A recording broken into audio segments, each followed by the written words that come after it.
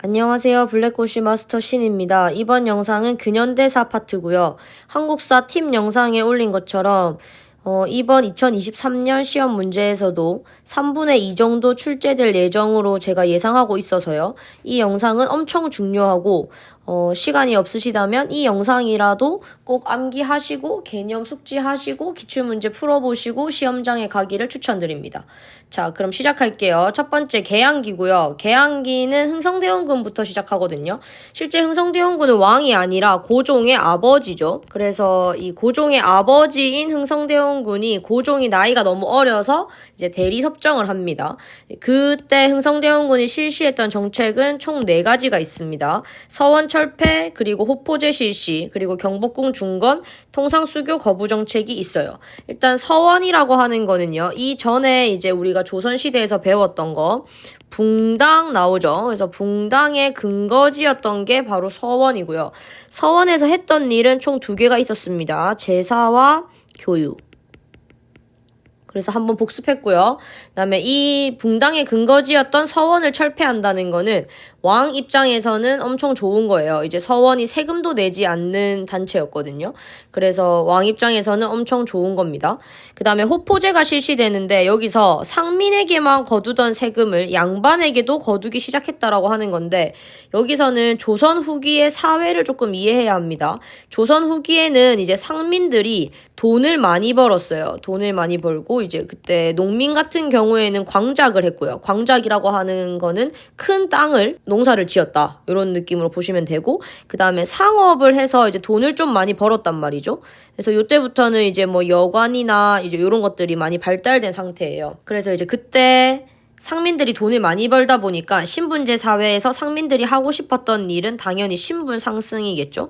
그래서 양반의 신분을 돈으로 주고 많이 샀습니다. 그 중에 대표적인 게 공명첩이 있어요. 이렇게 신분 상승에 의해서 사실 상민의 숫자보다 양반의 숫자가 훨씬 늘어난 상태예요. 그래서 흥성대원군이 결정한 거는 상민에게만 거두던 세금을 양반에게 거두기 시작했습니다. 잘한 거죠. 그리고 경복궁 중건하면 왕이 있는 궁궐을 다시 짓는다라는 거는 왕의 권한을 강화시키겠다라는 거고 왕의 힘이 세다라는 걸 나타내는 뜻이에요. 그래서 경복궁 중건은 왕권 강화고요. 경복궁을 중건하기 위해서 돈이 필요하죠. 그래서 당백전이라고 하는 이건 쩐인데요. 돈을 발행했어요. 돈을 많이 찍어낸 거예요. 근데 돈을 많이 찍어내면 일어나는 사건이 뭐냐면 물가가 상승입니다. 그래서 백성들은 힘들어요. 그 다음에 통상수교 거부 정책인데요. 이제 이때 우리나라는 흥성대원군에 의해서 개화를 못하고 통상수교 거부 정책을 쓰게 되고 그리고 척하비도 건립했어요. 척하비는 통상수교 거부 정책을 비석에 세워서 우리는 다른 나라와 서양과 외세와 이제 뭐 서양 귀신들과 대화하지 않겠다. 요게 바로 척하비입니다. 자, 그럼 가볼게요. 통상수교 거부 정책을 조금 더 자세히 볼게요. 일단 모든 사건의 모토는 통상수교 거부 정책입니다. 그래서 병인박해가 일어나요. 병인박해는 천주교에 의한 박해인데요. 천주교가 우리나라에 처음 들어올 때는 서학으로 들어옵니다. 그래서 서학이 천주교로 바뀌는데요. 이때 서학이 가진 특징이 2가지가 있어요. 첫 번째가 평등. 그래서 인간은 평등하다. 그리고 제사를 안 지내요. 우리나라는 유교 국가라서 제사를 지내야 하거든요. 제사를 지내는 게 유교에서 엄청 중요한 거거든요. 근데 이제 제사를 안 지내고 그 다음에 평등하다. 인간은 평등하다. 그러니까 신분제 사회가 아니라 인간은 평등하다. 이렇게 얘기를 하니까 양반들 입장에서는 사실 좋은 건 아니죠. 그래서 이제 박해가 있었고요. 그때 이제 우리나라 아이들만 죽인 게 아니라 프랑스 신부까지 죽여가지고 이제 프랑스가 열이 받아서 침입한 거예요. 그래서 프랑스가 강화도로 침입을 했고 그때 양헌수라는 장군이 정족산성에서 이겼습니다. 됐나요? 자, 그 다음에 제너럴 셔머노는요. 상선입니다. 상선은 무역을 하기 위해 만들어진 배라고 생각하시면 돼요. 이 제너럴 셔머노가 우리나라에 와서 무역을 하자고 얘기를 했는데 우리나라가 이제 제너럴 셔머노를 불태웠죠. 그러니까 이제 미국이 열이 받아서 강화도로 침입을 했습니다. 그래서 이때 어재현이라는 장군이 광성보에서 이겼습니다. 여기서 제너럴 셔머노와 신미양요 사이에 갭이 있는 이유는요. 미국이 어쨌건 거리가 멀기도 하니까 이제 그 정보가 전달되고 다시 군대를 파견하고 여기까지의 시간이 걸렸다고 보시면 됩니다. 그 다음 오페르트 도굴 사건입니다. 오페르트는 독일 사람이에요. 독일 사람. 그래서 독일 상인이죠. 그래서 오페르트도 이제 무역하자라고 얘기를 했는데 흥성대원군이 거부했고요. 그래서 돌아가는 길에 흥성대원군의 아버지의 묘를 파려다가 실패합니다. 그래서 남영군은 흥성대원군의 아버지입니다. 그리고 이제 이 사건들을 경험하면서 이 흥성대원군은 좀 더 통상수교 거부 정책에 대해서 확고해집니다. 그래서 척화비를 건립하게 되죠. 자, 그 다음 이제 1876년인데요.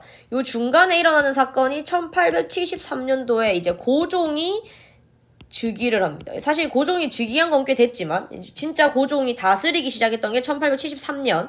그래서 그때 이후부터 고종은 아빠의 정책과는 달리 개화 정책을 펼치게 됩니다. 첫 번째로 맺은 조약이 강화도 조약인데 강화도 조약의 원인은 우뇨호 사건입니다. 우뇨호 이름 들으니까 일본스럽죠. 그래서 일본과 맺은 조약이고요. 최초의 근대적 조약입니다.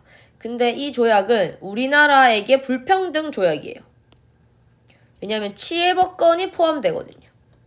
치해법권이 뭐냐면 일본인이 우리나라에 와서 죄를 저지르더라도 우리나라의 법이 아닌 일본 법으로 일본의 재판소에서 이제 처벌을 받는 거예요. 그러니까 일본이 우리나라에 와서 어떤 짓을 하더라도 우리나라가 할 수 있는 게 아무것도 없는 거예요. 그게 되게 불평등한 조약입니다. 그 다음 이제 이모군란입니다. 이모군란은 이제 이름으로부터 기억해 주세요. 군인들의 난. 그래서 군인들이 이모군란을 일으켰어요. 근데 이 일으킨 이유는 이겁니다. 별기군 때문에 일으켰는데요. 이 별기군은 신식 군대로 총을 사용했습니다. 그래서 고종이 즉위한 뒤 개화 정책이 펼쳐지고 있으니까 이제 고종이 개화를 하다 보니까 신식 군대로서 총을 가진 별기군에 대한 이제 차별이 시작된 거예요. 그래서 창을 가지고 있던 구식군인들은 차별을 당했고 심지어 월급이 밀릴 뿐만 아니라 겨우 월급을 받았는데 그 월급에 쌀이랑 모래랑 섞여 있는 정도였습니다. 그러니까 화낼만 하죠. 먹는 걸로 장난치면 안 되잖아요. 그래서 이제 구식군인들이 난을 일으켰고요. 이때 이제 구식군인들의 생각은 고종이 개화 정책을 펼치기 때문에 별기군이 생겼고 그래서 우리의 삶이 힘들어졌다라고 판단했기 때문에 통상수교 거부 정책을 주장했던 흥성대원군이 재집권하는 사건이 일어납니다. 근데 이제 여기서 민비와 고종이 가만히 있지 않아요. 그래서 민비와 고종은 청나라에게 도움을 요청하고 그래서 청의 도움으로 이모군란이 진압됩니다. 이해됐나요? 자, 그러고 나서 이제 고종이 또 생각을 합니다. 아, 너무 내가 개화를 많이 했나? 그래서 개화를 조금 천천히 하자. 그래서 점진적 개화를 하자. 라고 생각을 했어요. 이게 바로 온건 느낌인데요. 근데 여기서 이제 급진개화파 애들은 또 기분이 나쁜 거예요. 왜 개화를 할 거면 빨리 하지 왜 이렇게 또 천천히 해. 그래서 1884년도에 갑신정변을 일으킵니다. 급진개화파가요. 근데 요때 이제 혼자 일으킬 수 없으니까 일본의 도움을 받아서 이제 일으킵니다. 그래서 우정총국, 즉 우체국을 처음으로 만든 날에 축하연에 이제 많은 대신들과 왕과 다 오겠죠. 이제 그때 일으키고 이때 또 민비와 고종은 또 청나라에게 도움을 요청합니다. 그래서 3일 만에 이 갑신정변이 끝납니다. 그래서 3일천하라고 부릅니다. 됐나요? 자, 그 다음 갑오개혁이고요. 갑오개혁은 김홍집이라는 사람이 했다. 이렇게 해서 김홍집 기억해 주시면 됩니다. 그리고 제일 기억해야 되는 건 신분제 폐지.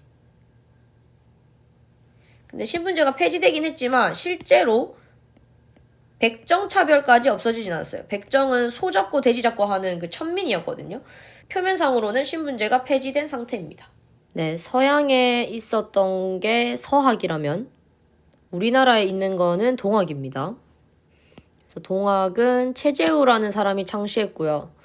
그 다음에 최재우가 주장했던 사상은 사람 이꼴 하늘이에요. 그래서 동학이 가지고 있는 이 특징 때문에 사실 양반들이 좋아하지 않았겠죠. 그래서 인간 평등을 강조했습니다. 그래서 서학과 동학의 공통점은 인간평등이고요. 차이점은 서학은 제사를 안 지내고 동학은 우리나라 거니까 제사를 지냅니다. 됐나요? 그래서 이렇게 기억해 주세요. 자, 그 다음 이제 이 동학에 힘을 실었던, 동학이라는 종교를 가졌던 사람들이 일으킨 게 동학농민운동인데, 이때 최재훈은 죽었고 대표가 정봉준입니다. 정봉준의 별명은 녹두장군. 기억하셔야 돼요. 시험에 나왔었거든요. 그리고 고부농민봉기와 뭐 2차 봉기, 그러니까 1차 봉기, 2차 봉기가 있는데요. 여기서 반봉건이라고 하는 거는 나라에 대항한다. 혹은 나라의 제도에 대항한다. 왕에게 대항한다고요. 외세는 이제 다른 나라에 대항한다라고 보시면 돼요. 그래서 2번 일어났거든요. 첫 번째는 이제 이 고부라는 곳이 전라도에 있었는데요. 전라도 고부에 탐관오리가 있었습니다. 그래서 탐관오리의 집을 습격해서 이제 먹을 것을 이제 가져오고, 처음에는 뭐 그 정도만 하려고 했는데 이 세력이 점점 이제 커지고, 그래서 전라도를 거의 다 잡아먹게 돼요. 그러면 왕 입장에서 놀랬겠죠. 그래서 이제 이 왕이 청에게 SOS를 칩니다. 근데 이때 청과 일본 사이에 하나의 조약이 있었는데 그게 바로 텐진 조약입니다. 텐진 조약이 뭐냐면 청이든 일이든 조선의 SOS를 받았을 때 알려주는 거예요. 그래서 이제 청이 SOS를 받았으니까 일본에게 말했겠죠. 너 지금 조선이 들어오래. 그래서 나 조선으로 가려고 이렇게 얘기하니까 또 일본도 오케이 그럼 나도 가야지 이렇게 하면서 들어오는 거예요.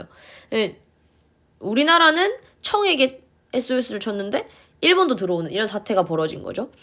그리고 그동안 이제 우리나라 정부가 놀고 있진 않아서 이 동학 농민들과 화해를 맺습니다. 정부의 화해. 그게 바로 전주에서 화해를 맺어요.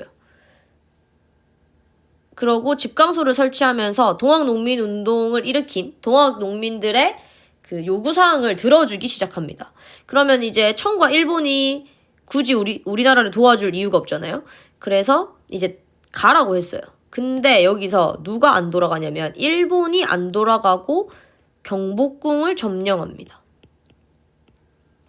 그러니까 이 사건이 생긴 거죠. 그래서 2차 봉기가 일어나요. 이 일본에 대한 봉기로 왜 우리나라에 들어와서 너는 가지 않니? 그래서 경복궁을 왜 점령하는 거야? 이렇게 해가지고 일어난 게 2차 봉기. 근데 우리나라의 그때 사정상 일본이 훨씬 셌기 때문에 우금치 전투에서 패배하고 맙니다.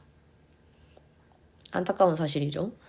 자, 그 다음에 이제 중간에 사실 사건들이 많은데 제가 지금 다 띄엄띄엄 하고 있는 거예요. 그래서 잘 기억하셔야 돼요. 일단은 연도와 이제 흐름 이렇게 파악하시고 중간에 있는 사건들을 알면 좀 더 이해하기가 편하긴 한데 또 저희가 그만큼은 시간이 없기 때문에 일단 빨리 가보겠습니다. 그래서 1896년도에 일어난 것 중에 하나가 독립협회.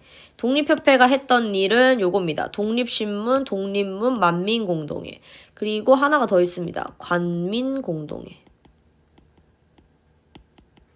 만민공동회는 백성들을 모았다고 보면 되고요. 관민공동회는 관리들을 모았다고 보면 됩니다. 러시아의 내정 간섭과 이권 요구 규탄에서 우리나라가 이전까지는 청에게 자꾸 SOS를 했거든요.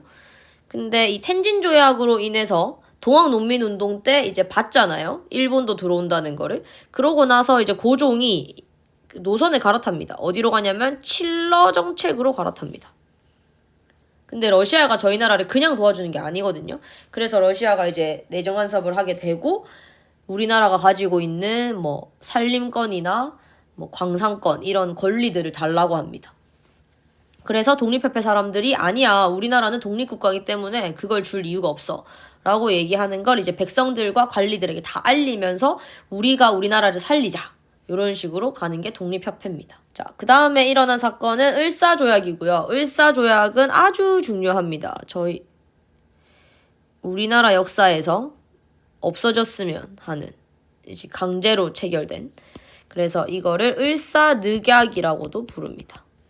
우리나라의 외교권이 박탈당했고요. 그로 인해서 통감부를 설치해서 우리나라에 이제 일본이 들어오게 됩니다.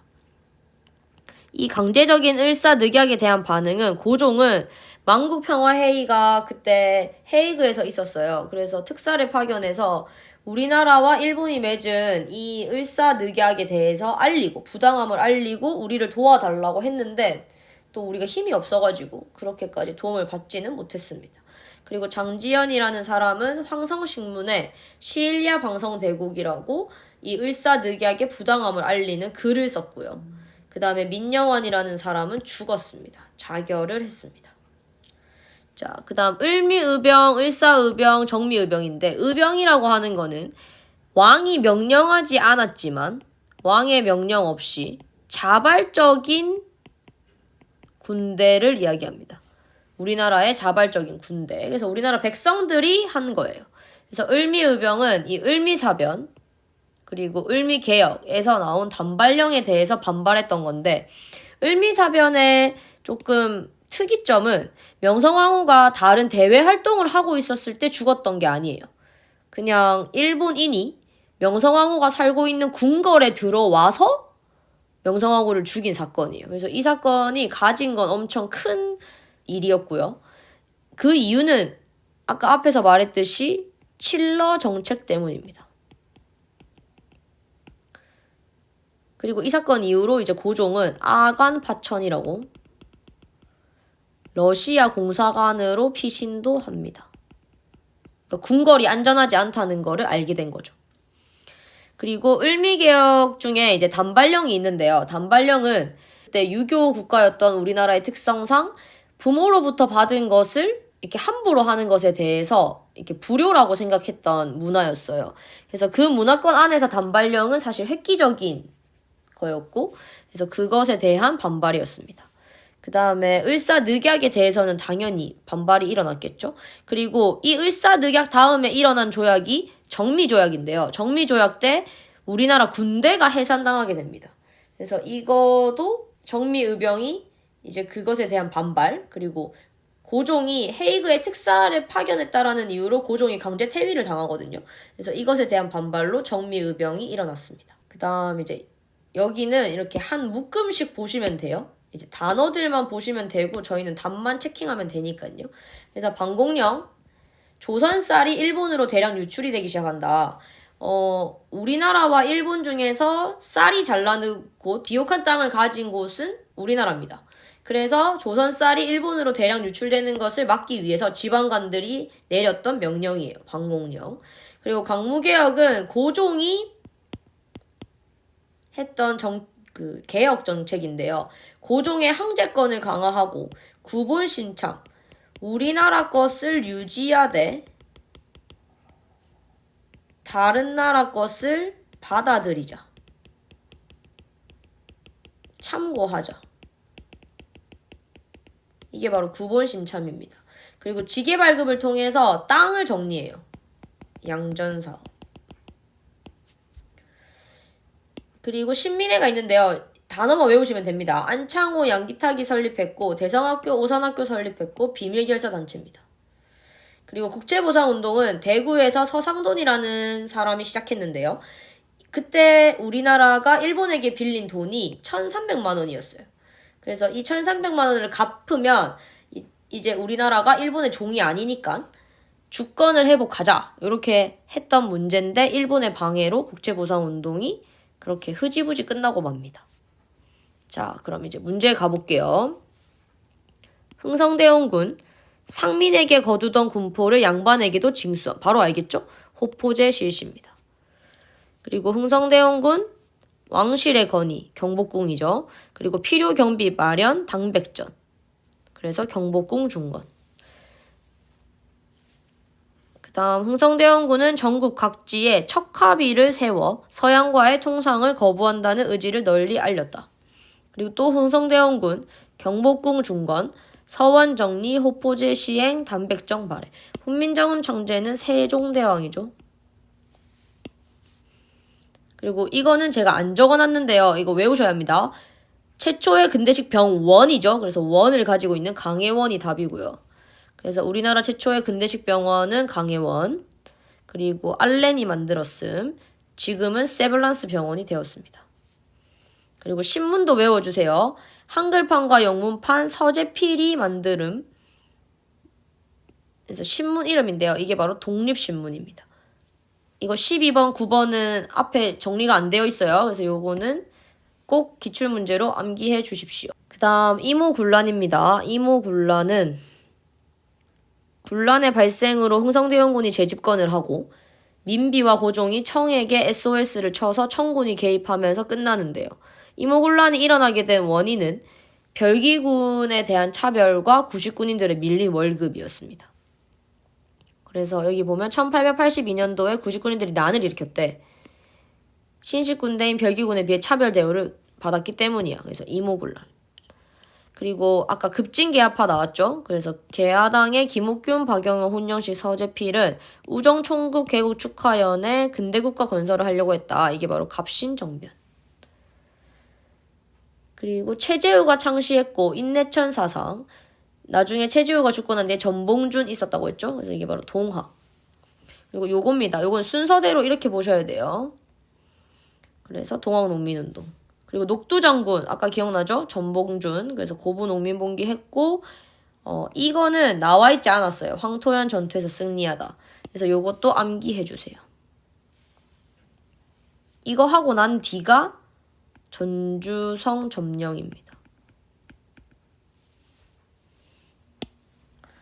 그 다음 가보개혁이요. 가보개혁은 신분제 폐지.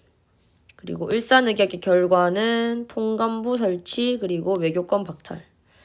1907년도에 1300만 원 빚을 갚기 위해서 서상돈이 대구에서 시작했다. 국채보상운동. 만민공동의 러시아의 내정 간섭과 이권 요구 규탄. 독립협회. 독립문 만민공동의 러시아 모시기. 이것도 독립협회. 안창호 양기탁 비밀결사단체 해외 독립운동 기지. 대성학교 오산학교. 단어만 다 외우시면 되겠죠? 그래서 단어만 외워주세요. 자, 그 다음은 하이브리드 문제인데요.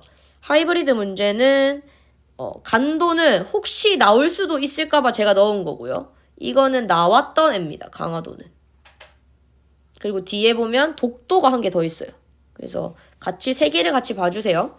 간도를 만약에 표현한다면 이제 제가 기출문제에서 봤을 때 이렇게 표현할 수 있습니다. 고구려와 발해의 영토였고 조선 숙종대 백두산 정계비를 세워서 간도까지 우리나라의 영토라고 이야기를 했었고 외교권 박탈 이후에 일본이 청과 협약을 맺어서 줬어요. 왜냐면 우리나라는 사실 준 적이 없죠. 왜냐하면 외교권 박탈이라는 게 을사늑약이고 을사늑약은 고종이 사인한 게 아니니까요. 그 다음에 강화도는요.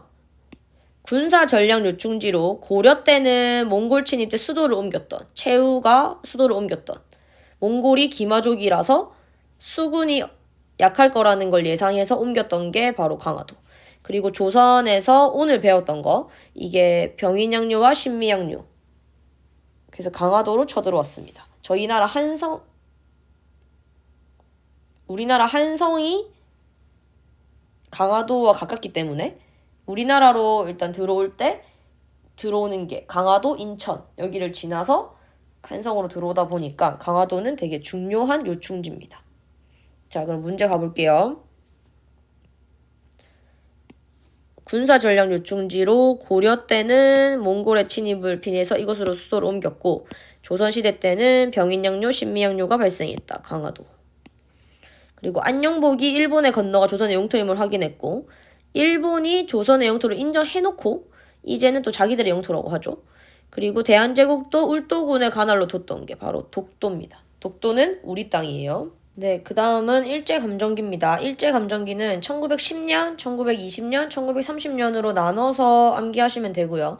1910년도 때 일어난 사건은 이 단어로 기억하시면 돼요. 헌병경찰제, 태형령과 직결처분권, 교사들이 제복 입고 활차고 다님. 좀 무섭죠? 그래서 이 1910년도 때 통치기의 그 이름을 무단통치기라고 합니다. 그 토지조사 사업이라고 우리나라 토지들을 다 조사를 했어요. 이제 누가 누구 땅이다 뭐 이런 거를. 근데 이게 일본어로 이렇게 적혀 있었고 이때 우리나라 사람들이 또 일본어를 할 수 있는 사람이 많이 없어서 생각보다 많이 일본한테 땅을 뺏기기도 했습니다. 그리고 1919년 3월 1일에 우리가 잘 알고 있듯이 3.1 운동이 일어났습니다. 첫 번째 사건은 2월 8일 날 이미 동경에서, 그러니까 도쿄에서 독립선언이 있었고요. 우리나라에서 한 게 3월 1일입니다. 그리고 이때 이제 선언을 했던 이유는 미국 대통령인 윌슨의 민족 자결주의의 영향에 의해서 모든 국가는 이렇게 독립국가고 자주적이다. 요 말에 사람들이 힘을 받아서 3.1 운동을 일으켰죠. 그리고 3.1 운동을 일으키면서 생각을 해보니까 일단 우리나라에 지금 임시정부도 없는 거예요. 그래서 우리가 정부가 있어야 그래도 뭔가 독립운동을 하던지 어떤 이렇게 국가 차원의 일들을 할 때 좋지 않겠냐 싶어서 이 3.1 운동의 결과로 대한민국 임시정부가 수립됩니다. 이 3.1 운동은 대규모 만세운동으로 비폭력 운동이었고요. 우리나라 사람들은 계속 비폭력으로 가고 있었는데 이제 일본이 폭력을 쓰기 시작하면서부터는 또 저희도 눈에는 눈, 이에는 이니까 폭력으로 조금 쓰기도 했지만 어찌됐건 우리는 비폭력으로 시작했습니다. 그렇게 해서 만들어진 대한민국 임시정부는요. 4가지만 기억하면 되는데요. 대한민국 임시정부부터 3권 분립이 있었어요. 지금도 있죠. 행정부, 입법부, 사법부. 3권 분립이요. 그 다음에 연통제와 교통국으로 이제 비상연락망 만들고 돈 주고받고요. 그 다음에 구미위원부라는 단어 나오면 대한민국 임시정부구나 알면 되고, 또 대한민국 임시정부가 만든 군대가 하나 있는데 그게 바로 한국강복군입니다. 1940년도 때 만들었어요. 자, 그 다음 1920년대요. 1920년대는 문화통치기인데요. 민족을 분열시켰어요. 이게 바로 뭐냐면 이때 이제 매국노, 친일파가 등장합니다. 그래서 민족이 분열되고요. 보통경찰제를 실시하면서 특별했던 사건은 인원수를 늘렸어요. 그러니까 그 전에는 헌병경찰제였는데 인원이 작았고 그러니까 잘 안 걸렸겠죠. 근데 보통경찰제를 하면서는 인원수를 늘려서 결국에는 이제 검열하고 감시하고는 똑같았어요. 그 다음에 언론과 집회도 허가했어요. 허가했지만 저희가 이제 이 신문을 보면 이게 거의 막 뻥뻥 이렇게 쭉 나가는 거예요. 여기가 다 검열당한 거죠. 그래서 이제 그런 식으로 이제 우리나라가 하고 싶은 일들을 마음껏 하지 못했어요. 그리고 산미증식 계획을 시행해서 우리나라의 쌀들을 다 들고 갔어요. 그 다음에 1920년대 때 일어났던 사건이 물산장려운동과 밀립대학 설립운동입니다. 물산장려운동은 내 살림 내 것으로라는 뜻으로 우리가 일본 물품을 사용하지 말고 우리나라 물품을 사용하자. 우리나라 기업을 육성하자라는 뜻이고요. 밀립대학은 일본이 아무것도 못하게 하니까 우리나라 교육, 우리 교육을 하자라고 해서 이제 대학을 만들려고 했어요. 그때 우리나라가 1천만 명이었나 봐요. 그래서 1천만이 일원식이라는 구호를 외쳤는데 이때 또 일본의 방해로 성공하지 못했습니다. 그리고 1910년도 때 3.1 운동이 있다면 1920년도 때는 60만세 운동과 광주 학생 항일 운동이 있고요. 60만세 운동은 순종의 장래일에 일어났고 그 다음에 광주 학생 항일 운동은 한국 학생과 일본인 남학생 간의 충돌이 있었어요. 왜냐하면 일본인 남학생이 우리나라 여학생을 성추행? 이런 걸 했거든요. 그래서 이제 한국 남학생이 열받아서 이렇게 싸웠는데 이제 또 불합리하게 한국 남학생만 이렇게 벌을 받은 거죠. 그래가지고 이제 그 사건이 요겁니다. 광주 학생 항일운동. 3.1 운동 이후에 최대 민족운동이고요. 그리고 사회운동에서는 아까 제가 갑오개혁 얘기하면서 백정에 대한 사회적 차별은 여전히 존재했다고 했었죠. 그래서 이때 이제 형평운동을 시행하면서 백정에 대한 사회적 차별이 철폐돼 있고, 그 다음에 신관에는 일단 되게 다른 애들이에요. 민족주의자와 사회주의자는 원하는 게 다른데 일단 우리가 독립이 안 된 상태에서는 이게 우리나라 안에서 이렇게 편을 가르는 게 무슨 의미가 있겠냐. 그래서 우리가 일단 힘을 합치자라고 해서 민족주의자와 사회주의자가 힘을 합칩니다. 그리고 강주 학생 항일 운동에도 진상조사단을 파견해서 우리나라 학생이 정말 잘못했는지 이게 불합리한 건 아닌지를 이렇게 조사해줬어요. 무장독립운동은 그렇다고 우리나라가 가만히 있을 수 없잖아요. 그래서 봉오동 전투 홍범도 장군, 대한독립군, 청산리 대첩 김자진 장군 북로 군정서, 그리고 참변이 2번 일어나는데요. 이렇게 2번 저희가 이기니까 이제 일본이 열받았겠죠. 그래서 간도와 자유씨를 아주 죽여버립니다. 그 다음 1930년대요. 1930년대는 민족 말살 정책으로 내선 일체와 일선 동조론이 나오는데요. 내선 일체는 일본과 조선이 한문. 그 다음에 일선 동조론은 일본과 조선의 조상이 같다. 그래서 일본의 원함은 뭐였냐면 우리나라를 아예 역사 속에서 없애버리는 거예요. 그러려고 했거든요. 그래서 황국 신민화 정책을 써서 아예 우리나라 말, 우리나라 역사 아무것도 못하게 해요. 근데 창씨기명 시켰죠. 그리고 신사참배와 궁성요배는 일본의 문화예요. 그래서 일본에는 신사가 되게 많거든요. 그래서 거기다가 참배하는 거, 절하는 거랑 그 다음에 일본 천황이 살고 있는 그 궁을 향해서 또 절하는 게 있거든요. 그래서 이런 것들을 하면서 문화를 계속 가르쳤어요.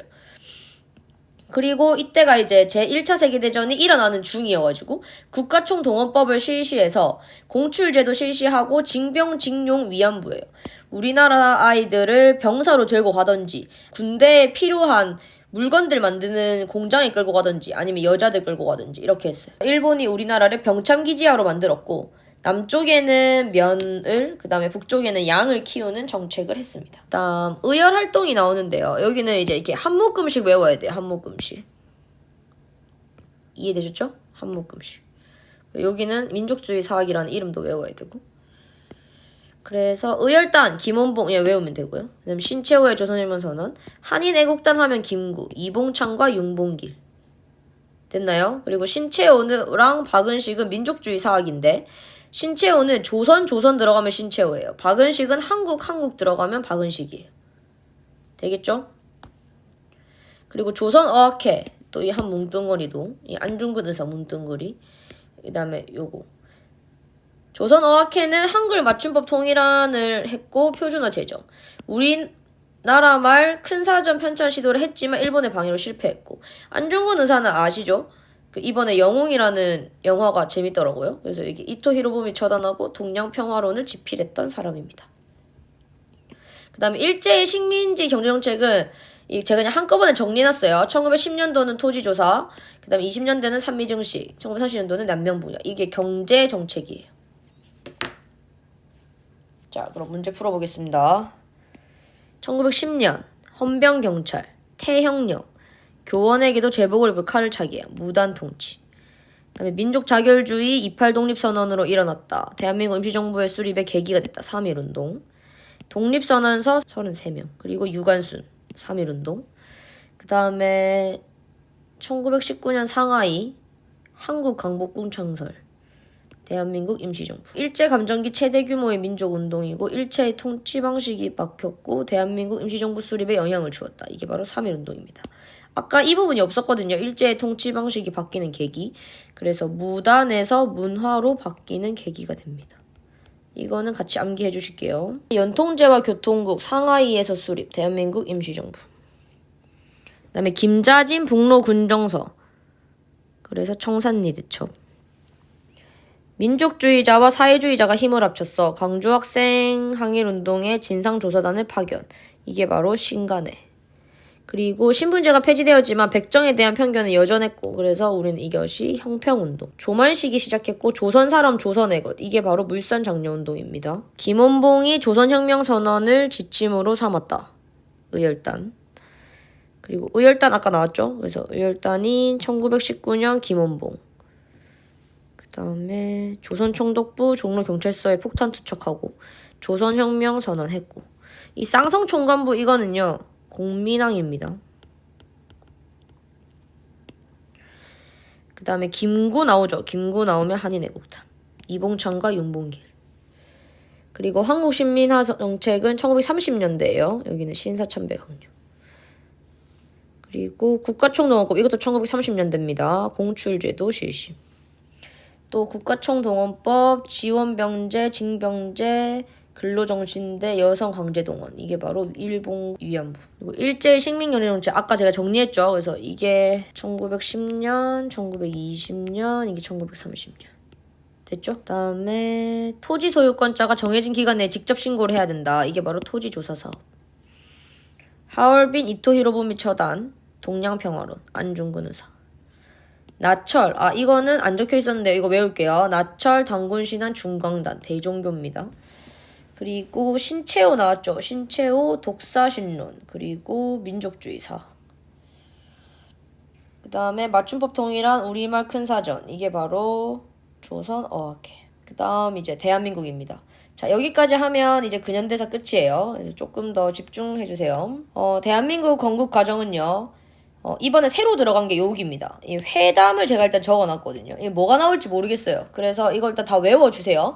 카이로 회담에서 일단 우리가 국제사회가 한국의 독립약속, 그리고 포츠담은 한반도의 독립을 재확인했고, 모스크바 삼국외상회의에서는 한반도의 신탁 통치가 결정되었습니다. 그래서 여기 꼭 암기하셔야 합니다. 이승만 정부부터 가볼게요. 미국의 원조로 300산업이 발달했고요. 반민족행위 특별조사위원회 있었고, 농지개혁법에서 유상몰수 유상분배입니다. 이게 사람들이 왜 유상분배를 하냐고 이러는데 공짜가 좋은 게 아니에요, 여러분. 공짜가 좋은 건 사회주의입니다. 그래서 실제로 북한은 무상몰수 무상분배를 했고요. 우리나라는 자본주의고 그 다음에 이제 자유민주주의잖아요. 그러니까 자기가 어쨌건 열심히 일을 하거나 이렇게 해서 번 건데 그거를 국가에 무조건 무료로 반납할 필요는 없어요. 그거는 오히려 저희가 더 힘들어지죠. 농지개혁법 꼭 기억해주세요. 유상몰수 유상분배가 공평한 거예요. 그 다음에 자유당의 3.15 부정선거인데 많은 사람들이 이승만을 독재자라고 생각합니다. 근데 저는 사실 좀 반대거든요. 그러니까 이승만이 무조건 독재자냐라고 봤을 때 저는 일단은 3.15 부정선거에 관한 부분만 봤을 때는 이승만은 이렇게 후보가 이미 죽었어요. 그래서 굳이 자기가 단일 후보인데 부정선거를 할 리가 없잖아요. 사실은 이승만의 안위를 걱정했던 자유당이 부정선거를 저지른 거거든요. 그래서 이 부분에 있어서는 여러분들이 이렇게 역사를 잘 고민해보시고 선택하시면 될 것 같아요. 그리고 김주열의 시신으로 인해서 4.19 혁명이 일어났고 이승만 대통령의 하야에서 저는 조금 더 알게 됐던 것 같아요. 보통 독재자들은 내려오라고 해서 내려오지 않잖아요. 근데 이제 그 김주열 시신으로 4.19 혁명이 일어났고 이제서야 이제 이승만이 어떻게 된 상황인지 알았어요. 그랬을 때 이승만이 그 사람들한테 물어봤을 때 내가 어떻게 해줬으면 좋겠냐라고 했을 때 국민들이 원하는 게 이승만 대통령의 하야였고 그 길로 이승만이 하야를 한 걸로 알고 있어요. 그리고 하와이로 간 걸로 알고 있거든요. 그래서 저는 이 부분에 봤을 때는 이승만이 대통령의 욕심이 있었다라고 보기에는 내려오라고 해서 내려오는 리더가 사실 많지 않잖아요. 그래서 저는 독재자가 아니라고 생각하는 쪽이에요. 그래서 여러분에게 맡깁니다. 북한이 쳐들어왔습니다. 그리고 3일 만에 서울이 점령당하는 것처럼 엄청 우리는 이제 준비가 안 된 상태에서 망했어요. 그래서 인천 상륙작전, 메가더 장군이 있어서 가능했죠. 서울을 수복하고 다시 올라갔지만 중국군의 개입으로 일사후퇴를 하고 휴전협정이 됐습니다. 그래서 여기 지도 한번 참고해주세요. 이승만 정부 뒤에 만들어진 내각이 4.19 혁명 이후에 장면 내각이고요. 오래가지 못해요. 그리고 박정희가 이제 그 뒤에 실세가 되니까요. 그래서 박정희가 했던 일은 우리나라 경제를 살리는 일을 했죠. 그래서 경제개발 5개년을 했는데 경제를 개발시키려면 뭐가 필요할까요? 그렇죠. 돈이 필요하죠. 그래서 한일 수교 협정을 체결했던 이유는 일본에게 배상금을 받기 위한 것도 있었어요. 그리고 이때는 이제 우리나라 사람들이 이제 광부나 간호사로 이제 독일이나 이런데 이렇게 사우디아라비아 쪽이나 이런데 많이 가서 외화를 많이 벌어왔죠. 그래서 우리나라가 경제개발 5개년이 가능했고 그것이 지금도 외국 경제학에서는 한강의 기적이라고 불리는, 우리나라처럼 이렇게 잘된 나라가 없어요. 처음입니다. 원조를 받던 나라에서 원조를 하는 나라가 된 거는. 그래서 자부심을 가지셔도 됩니다. 그리고 이때 일어난 사건이 새마을 운동인데 저도 이 세대는 아니어가지고 뭔지는 잘 몰라요. 근데 이 새마을 운동이 어쨌건 엄청 좋았다. 그리고 사람들의 많은 근면과 자조 협동 정신을 많이 만들어냈다. 제일 중요했던 건 근면이었던 것 같아요. 조선시대를 생각해서 양반들을 생각하면 사실 좀 많이 게을렀거든요. 그리고 탁상공론하기 좋아하고. 근데 우리나라가 어쨌건 잘 살게 되려면 이렇게 일을 안 하고 계속 놀 순 없잖아요. 한량하게 살 순 없으니까. 이때 배운 이 근면 성실이 우리나라의 한강의 기적의 모토가 아닐까라는 생각을 합니다. 그리고 이제 답은 어차피 박정희 정부를 선택해야 되기 때문에 전태일 사건, YH 무역 사건, 유신헌법 제정, 7.4 남북 공동선명이 나오면 그냥 박정희라고 답을 클릭하시면 돼요. 이해되셨죠? 그리고 7.4 남북 공동성명에서는 자주평화 민족 대대결이라는 단어가 보이시면 또 박정희 정부 선택하시면 됩니다. 그 다음 5.18 운동이요. 5.18 운동은 광주 시민 걸기문에 적힌 것처럼 광주 시민이 저항했고 이게 유네스코에도 등재되어 있습니다. 그리고 6월 민주항쟁은 박종철, 이한열 대통령 직선제 개헌이란 단어가 나오면 6월 민주항쟁이라고 선택하시면 됩니다. 그 다음 이제 정부들마다 이제 했던 일만 이렇게 봐주시면 돼요. 노태우 정부는 북방외교, 남북한 유엔 동시가입, 남북기본합의서, 비핵화 선언. 그래서 핵을 만들지 말자고 했는데 북한은 만들었죠. 그리고 김영삼 정부 외환위기 IMF가 왔고요. 이때 6.15 남북 공동선언, 금융실명제 실시, 지방자치제 실시. 이게 바로 김영삼 정부입니다. 그리고 김대중 정부요. 햇볕정책, 이산가족 방문, 개성공단 건설, 그리고 6.15 남북 공동선언 최초의 남북 정상회담을 개최한 정부입니다. 자, 그럼 문제를 가볼게요. 1948년에 김규와 김규식이 추진했고 38도선을 넘어서 평양으로 갔고 이게 바로 뭐냐면 남북협상입니다. 그리고 광복을 한 뒤에 대한민국 정부가 수립되기 전에 일어난 사건은 50총선거입니다. 그리고 6.25 전쟁의 전개 과정, 북한의 남친 적혀있죠. 그러고 나서 인천 상륙작전 메가더 장군하고 서울 수복한 뒤에 다시 중국군의 개입으로 일사후퇴. 이해되셨죠? 그래서 여기는 당연히 일사후퇴입니다. 그리고 국제사회가 한국의 독립을 처음으로 약속했다는 거, 바로 카이로 회담. 그리고 반민족 행위 처벌법의 목적은 당연히 친일파 청산이겠죠. 그리고 4.19 혁명은 3.15 부정선거 때문에 일어난 건데요. 여기서 그래서 배경은 3.15 부정선거. 그리고 결과는 이승만 대통령직 사임, 하야입니다. 반민족 행위 특별조사위원회는 이승만 정부에서 했고요. 친일파 청산이 목적입니다. 그리고 3.15 부정선거, 이승만 대통령 하야. 이게 바로 4.19 혁명.